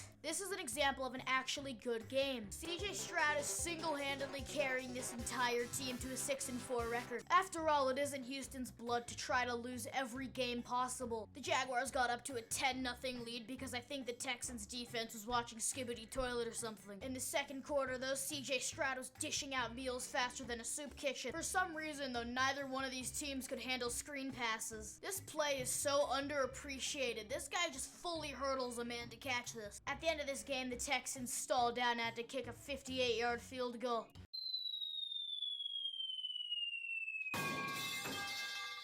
Team that is definitely not tanking is playing team that is definitely trying its best. You might be asking how the game went. Well, my response to that would be, I don't know. Let's fucking see. Alright. Let's see. NFL. Oh shit, I'll just... Panthers. He dropped the ball. Panthers Panthers lost. I take my work very seriously. See, this is a game that's actually worth my time. The Bills, who for some reason are falling off heavy, played the team that with the guy that's known for making the Christmas albums. Josh Allen this entire game was absolutely cooking. And, you know, Jalen Hurts did alright. I'm not here for in-depth game analysis. I'm here for ha-ha funnies. This was my play of the week, brought to you by Child Toy Cigarette Company. To be honest, in overtime, the minute the Bills kicked that field goal, it was over. The Eagles' offense is absolutely disgusting. No, I'm not going over this. The final score was 37-14 Rams, but, like, I'm not doing it. I'll go ask if Josh Dobbs wants to do it. Hold on. Yo, do you want to do a bit for the video? I would rather eat a family of 5 than to talk about that game. The Chargers are just the permanent laughingstock of the NFL. Brandon Staley is wasting so much talent for a guy that shouldn't be around any high school C team. Their team chemistry is the equivalent of if you and your friends went on a rafting trip and somehow fell so hard you ended up on the fucking moon. There are very few coaches out there that could make somebody like Mitch Trubisky play like Tom Brady. There's an even lower amount of coaches that can make a Justin Herbert play like Mac Jones. There is genuinely an argument to be made that this was the worst game of all time. You may think that that is a crazy statement to be made, but take a look at the box score, and I mean really get a good look. There were 8 turnovers this game. That man launched his rocket straight into the fucking Mariana Trench. 4 interceptions. 4 interceptions. Now, it's not like the Bears were cooking either, but oh my god. The Bears won off of 4 field goals. The NFL playoffs are about to happen. 13 teams trying to win a Super Bowl, and also Dallas participating for 2 rounds. So I'm gonna go through every single one of the teams and give you their insight on how they're gonna lose to the 49ers. Also, I'm gonna try blurring out my swears, so let me know if you like that. Alright, let's go.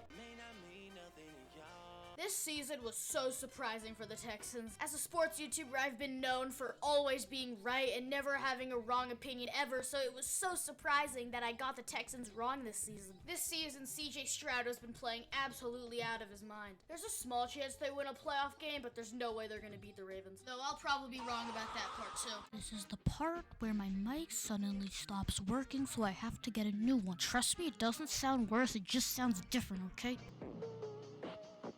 This was like the most improbable season for the Browns. It's so surprising because this is actual footage of the Browns starting lineup. Joe Flacco currently is playing like a different animal and the same beast. He just came back to 2012 form for some reason after sitting at his house unemployed for half the year. He might be having the greatest football run since your uncle at Thanksgiving dinner who's 8 beers deep and hit-sticked grandpa and put him on life support. But also for the Browns, the defense has been holding up, which will let Joe Flacco make some mistakes. By the way, note that Joe Flacco is making $75,000 per win, while on average Deshaun Watson makes $2.8 million per game.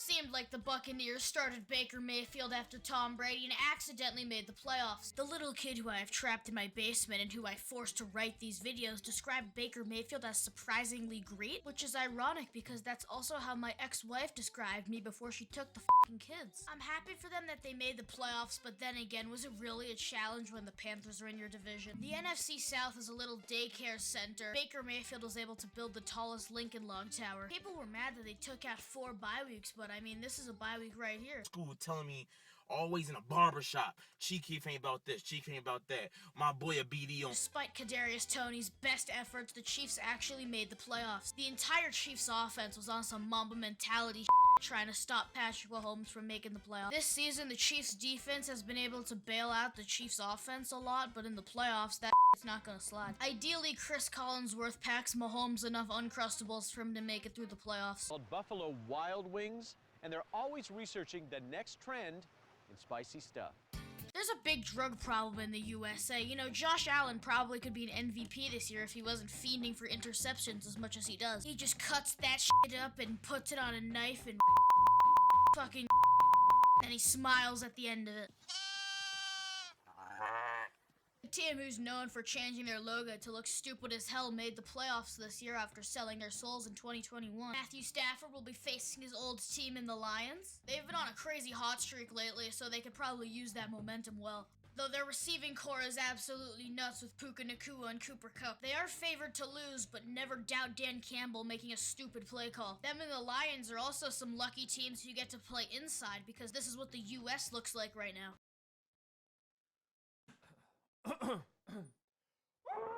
The Packers found their third franchise quarterback in a row, which is absolutely crazy. Which is crazy because the Bears are 0 for 84. Them playing the Cowboys was probably their best possible matchup. If I keep talking about the Packers, I'm just gonna start making fun of the Cowboys, and I want to save that for my whole Cowboys section.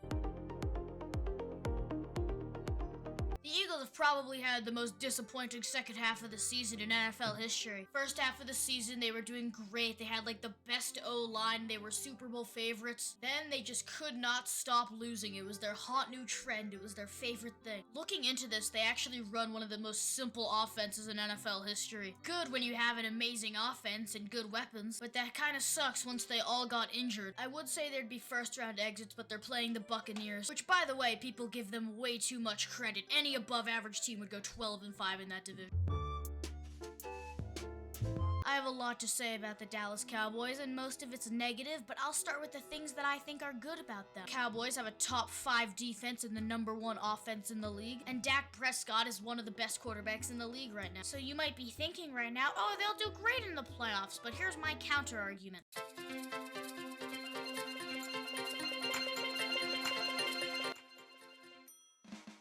George Bush gets inaugurated president. 9/11 happened. The entire 20-year-long Afghanistan war. South Sudan gets established. The entire 7th series Harry Potter book, along with all of the movies. Google was founded. The iPhone came out. Hurricane Katrina, the Iraq War, Brexit, January 6th, the housing crisis, and a whole pandemic. What I'm trying to say is that it's been a minute. Mike Tomlin's black magic bull somehow got them back into the playoffs this year. If you don't believe it's magic, they went 10-7 with Kenny Pickett. Though the deal with the Steelers the past 5 years is that they're required to lose the first round of the playoffs. The issue with it is that they never take any steps forward, so they can never get a good pick. So long as Mike Tomlin is coaching there, they will never make anything more than a wild card run. And if you disagree, please leave a comment. I don't read them. The Detroit Lions offense is really good, but their defense is bad, which is why they're really good at beating bad teams. But because of Dan Campbell, they can will wins into existence. The Rams are playing Matt Stafford's old team, so it might get emotional for him, which will raise the stakes. There's actually a huge advantage for the Lions, because the Lions have literally nothing to prove. By the way, comment below which of the 5 presidential candidates you've liked the most since the Lions last won a playoff game. Gosha's trainer is Bogdan Dolby. Obviously, what the Dolphins are currently known for right now is Tyreek Hill, but I'm pretty sure he's living in the stadium right now after his house burned down. Not to mention Miami, who averages playing in 1,000,000,000-degree weather, has to go down to Kansas City where it's like -2. Not to mention the Chiefs have shown they're able to make the playoffs without any catching skills, and I don't know if the Dolphins have that either. Also, their defense isn't that good and they're really inconsistent. The Dolphins this year have a single win against a team over 500. I think they're pretty clear first-round exits. Now, finally, for the 2 first seeds in the league, starting off with the A lot of people before this season didn't believe how good Lamar Jackson was at leading a team. By the way, people is me. Lamar Jackson is the clear frontrunner for MVP and led his team to an amazing record. They also have one of the better defenses in the league, except their passing has been a little bit off. They've been able to show the league that when they're not injured to hell, they're actually good. They have been known for having playoff struggles in the past, but I think Lamar Jackson is old enough that he's able to get over it now. But also having the bye week is a stupidly unfair advantage. And now for the NFC representatives. Can we get... There's a reason I put final boss music for their team. These guys, if they don't choke their game away and I get really embarrassed, are one of the best teams in the past 10 years. Brock Purdy right now is playing like a top 5 quarterback. Is that true?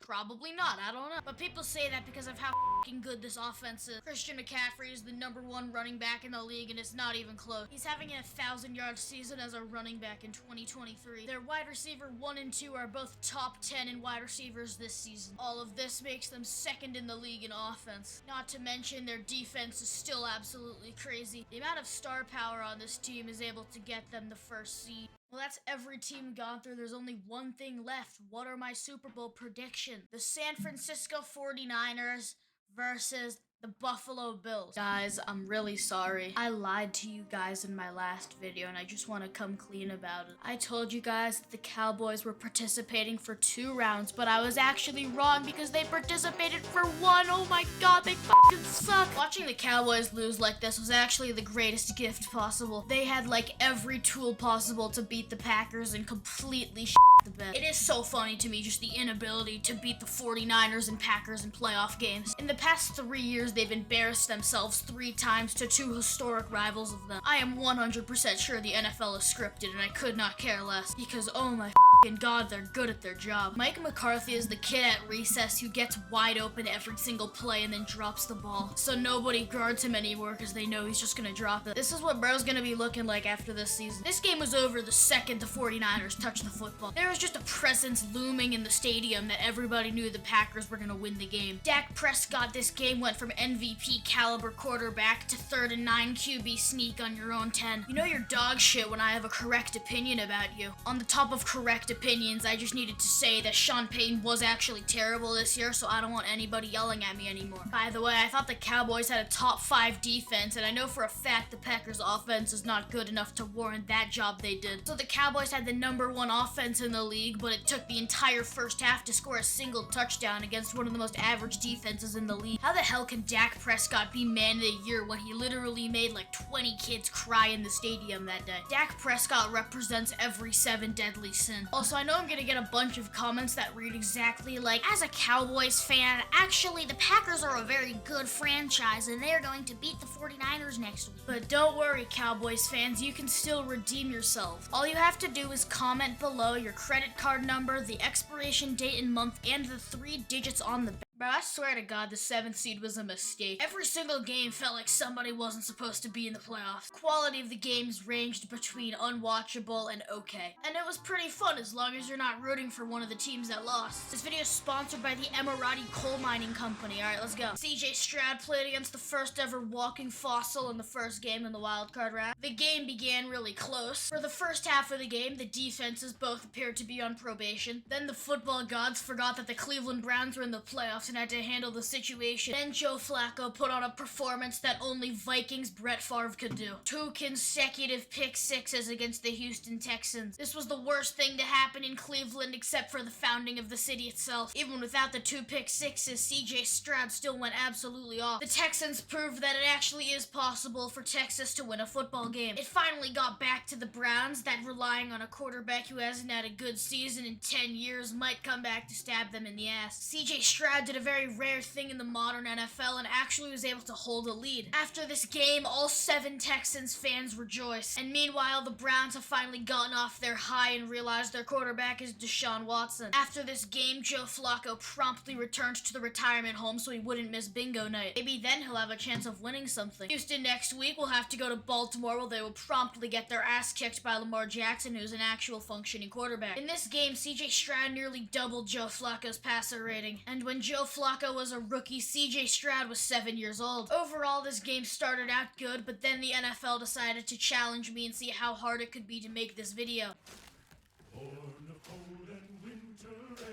Wait, hold up, this isn't the Chiefs game? At a toasty -7 degrees, the Chiefs played the Dolphins at home. You could tell this whole game the Dolphins were completely out of their element. But I don't blame them though. Tickets for this game started at $29. Unbeknownst to the Chiefs fans, the second they brought their beers out into the stands, they immediately froze. And I have no sympathy for any fans. Now, I'm no chemist, but when you have a liquid and -7 degrees, I think you know what's gonna fucking happen. After the Chiefs' long, methodical drive, the Dolphins responded in the best way possible. Tua threw an absolute laser across the field, and it really makes you wonder how these guys are paid so much and still suck so much. After the Chiefs' field goal, the Dolphins have their allotted 1 Tyreek Hill 50-yard touchdown per game. But what was interesting is that the game was actually so cold that it froze the Dolphins' scoreboard. During this game, the Dolphins' defense did not hesitate once to completely fold. Because of the weather, the Dolphins already came in with extremely fragile confidence, and after the first snap, I think they already gave up. Every single time the Dolphins had the slightest bit of efficiency, they'd pull some bullshit like this. It feels like they were kind of forcing Tyreek Hill to try to have some importance in the game. Kind of like the average middle child. I actually lost subscribers in my last video, so I'm gonna have a much more kind and analytical approach to this game. The amount of Cowboys fans I pressed was actually unbelievable. So here, welcome to Yoshoos Sportsbook, where we're gonna analyze the game and make no comment about the players. Jordan Love starts off by throwing an absolute dime across the field. Luckily, the Packers were able to capitalize on it. Dak Prescott was about to shit his pants but was able to make the run to the laundry room to get toilet paper. Unfortunately for the Cowboys, Mike McCarthy's pre-game ritual is giving the entire offense laxatives. Every Green Bay Packers quarterback is born with a gene on how to stop the Cowboys defense. Dallas, however, was able to make a good stop against him. Dak Prescott then got his first interception and he somehow threw to who was harder to throw to. Fortunately for Dallas, it wasn't a pick six, but the defense made sure to get it close to one. During this next drive, Dallas was actually able to play with some good efficiency, but then Dak's laxatives kicked in. Dak's a good quarterback, so the laxatives are the only good excuse. At this point in the game, Dallas's defense didn't even crumble. They just completely disappeared out of existence. On the scoring drive, the Packers missed their field goal, but Dak Prescott is so kind because he's the man of the year. He decided to give Green Bay an extra 7 points. Fortunately, the Cowboys were able to avoid getting blown out at half and scored on the end of it. The third quarter started with a solid drive led by Dak, which unfortunately ended up in a field goal. Then Jordan Love throws maybe the most wide open pass I've ever seen in a football game. The Cowboys were able to score after this, but it was basically garbage time at this point. The Cowboys did a little throwback to last year's wildcard game and missed another extra point. Sorry, I actually lied 10 seconds ago. This is the most wide open play I've ever seen. Jordan Love gets another touchdown to somehow increase their lead to even more. Now we have a vintage Dak Prescott garbage time run where he gets 2 more touchdowns. There was actually a chance they could pull it off, but then Dak got sacked, which doesn't really surprise me because their O-line gave up 3 quarters ago. This was actually the best game of the wild card round. By the way, can you guys comment who was alive to see the 1991 Lions playoff win? Game started out with a pretty efficient Detroit touchdown drive, which probably made Eminem very happy. Walking into the stadium was probably actually a really good experience for Matt Stafford because he's finally getting people who care about him because there isn't a single Rams fan on the planet. The Rams were able to respond with the greatest wildcard kicker of all time, Brent Maher. The craziest realization for Dan Campbell is that Jahmyr Gibbs actually has some sort of talent. This entire game, Josh Reynolds was also cooking. A little bit off topic, but I just wanted to say making these videos is so much easier when I actually watch the games. Had to get sidetracked there, but you're a big boy, you can figure it out. Matt Stafford threw some heat to Daddy Nakua to make the score 10-14. Lions got another touchdown on 4th and 1. Classic Dan Campbell go for it for no reason. This game had the iconic play where a cornerback tries to go for the interception and then falls over so the wide receiver can keep going for the touchdown. After this absolute nuke of a field goal, it kind of got quiet for Detroit. Rams got a field goal, and so far not a whole lot of jokes I can make. This is very frustrating, I will say. The Rams kicked another field goal to make the score 23-24, and then there was literally no more scoring for the rest of the game. I'm so disappointed. I just want to make more jokes. This was the second coldest game this week, and this is what the stadium looked like. This game wasn't very surprising because the Pittsburgh Steelers are about as good as the practicality of a wiener dog, but I'm still about to analyze it because I want this shit to be 8 minutes. Bills immediately scored a touchdown because without TJ Watt, their defense isn't anything. Steelers got off to a great start by fumbling immediately. George Pickens caught it and then immediately dropped it. Quite literally the next play the Bills scored. You can tell all the Bills fans who bought tickets regret it because they knew how obvious this outcome would be. Okay, Steelers, big play here. Good looking.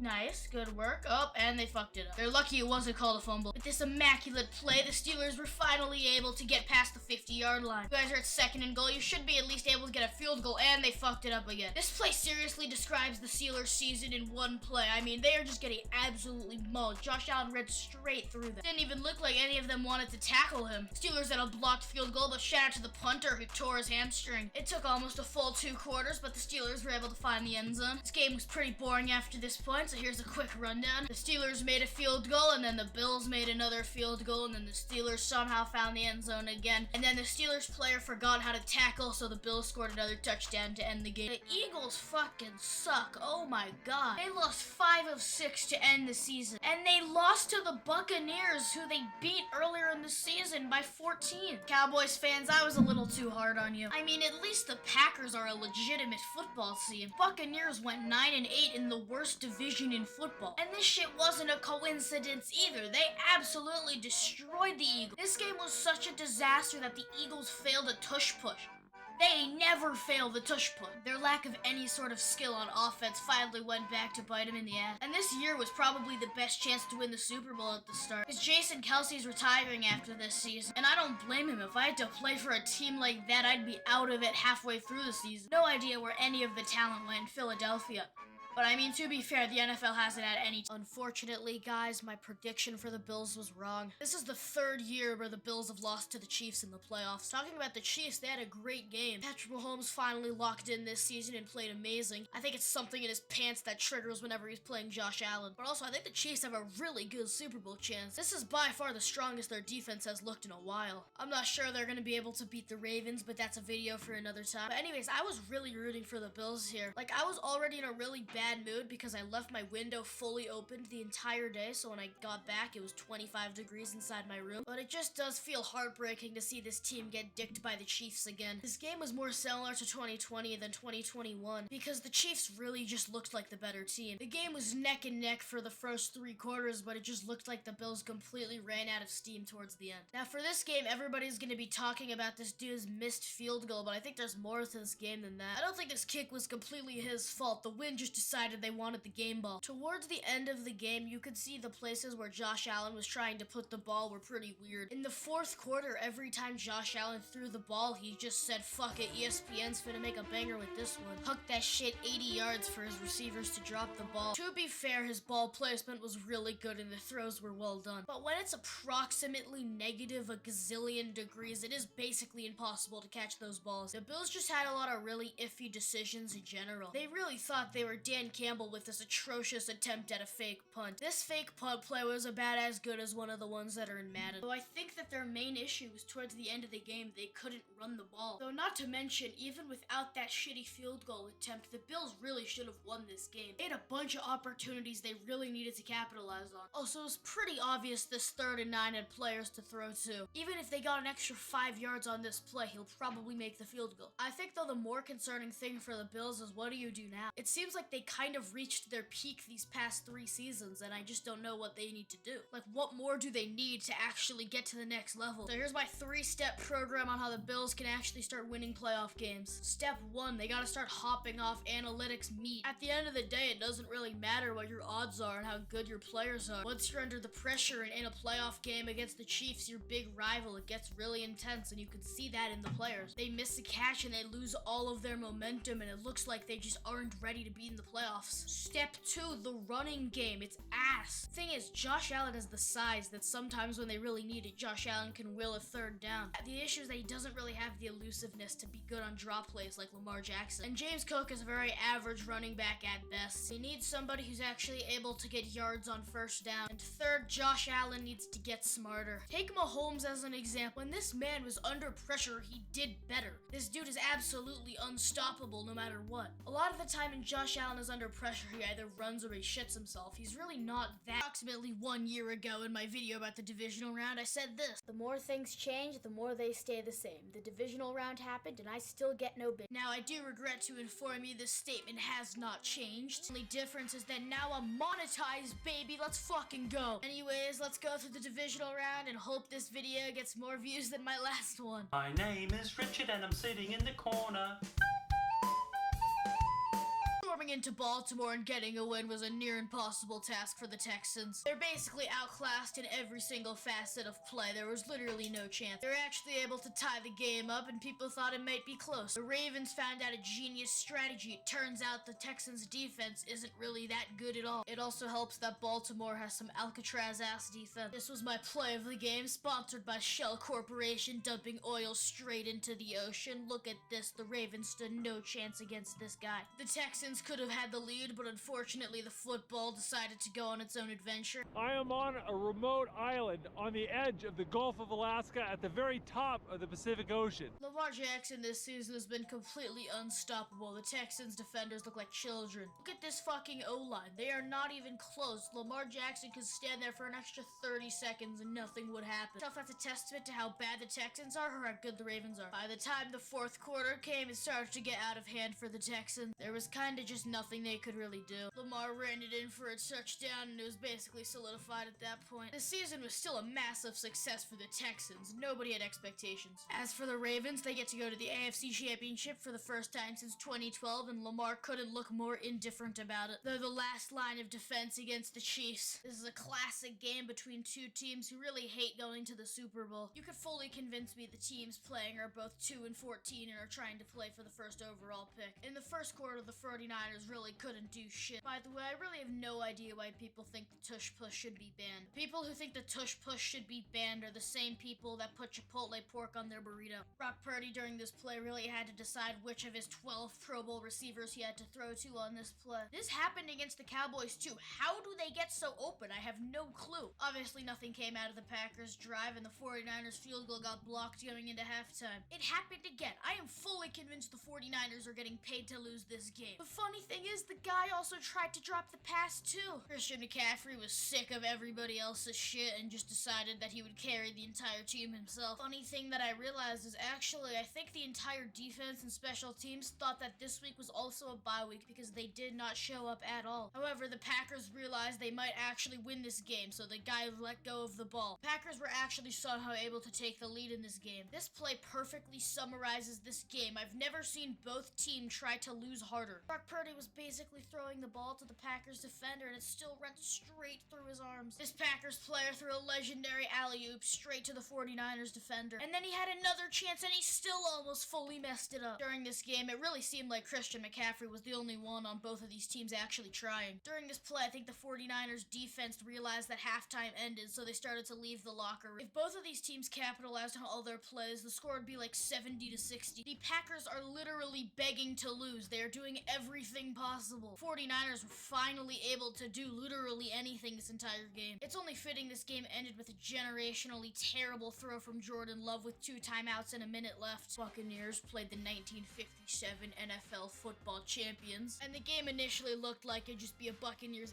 ass-kicking session. This game really just looked like Baker Mayfield was gonna get absolutely cooked by the mediocre Detroit Lions defense. Unfortunately, Jared Goff is not very good, but neither is the Buccaneers defender. We're lucky we get to witness this guy absolutely drill a 23-yard field goal. During the time of this game, Baker Mayfield actually has the same number of playoff wins as the Detroit Lions. Jared Goff finally was able to score a touchdown for the Lions. I don't got a whole lot to say about it. I just thought I should have some coherence in this video. The Buccaneers do the only good part of watching field goals, which is the iconic doink. Truly beautiful stuff. You know your defense is horrible when you let Baker Mayfield get 15 yards on an option route. Before halftime, Mike Evans was going absolutely off. It was kind of wild. By the way, everybody has to wish my dad a happy birthday in the comments. This might be the slowest play I've ever seen. This is kind of crazy. How can you not tackle this man? He's going at 2 miles per hour. Lions score again on a vintage go for it on 4th down by Dan Campbell. The Buccaneers somehow actually managed to tie the game up, which is kind of crazy. Jahmyr Gibbs was able to help the Lions get the game to 2 scores. Being the fearless leader that he is, Baker Mayfield was able to lead his team down the field. I mean, like, he was actually playing pretty well. He was throwing some absolute dots. They had a score with 4 minutes left, meaning they would probably get the ball back again. Then they did maybe the stupidest decision I've ever seen and went for two. They actually got the ball back, but eventually it was gonna come back to bite him in the ass that Baker Mayfield is their quarterback. If you want a deep analysis of this game, you can go watch the video that I made previously on this channel. But in this video, we're doing exclusively an analytical analysis of this game. So welcome to Yoshoos Sportsbook, where I only watched a solid third of the game and I had a fire-ass 20-wing combo from Wingstop while watching. Starting off, Josh Allen gets short on 3rd down, so they have to kick a field goal. A very similar thing happens with the Chiefs, so they have to get a field goal too. Josh Allen managed to get the first touchdown of the game by running it in to make it 10-3. During this drive, the Bills defense had a detention or something, but unfortunately, once again, Mahomes couldn't capitalize, so they had to settle for a field goal. For the first time of the game, the Bills had to punt the ball after getting stopped. The Chiefs finally capitalized, with Travis Kelce getting absolutely wide open, and Josh Allen managed to respond before halftime. To start off the half, Travis Kelce and Patrick Mahomes marched down, and they were able to score a touchdown. Josh Allen managed to score for their last score of the game. Isaiah Pacheco, however, manages to get one more score before it ends. Then the Bills skiing quite possibly the goofiest fake punt I've ever seen. It goes atrociously. Towards the end of the game, the Bills started to stall out. Towards the end, things were not looking good for the Bills. They just couldn't get a whole lot going. They were able to actually get into the red zone, fortunately, to kick the tying field goal. Unfortunately for the Bills, Tyler Bass had some 80s nostalgia and decided to miss wide right too in the playoffs. Alright, I'm out this bitch.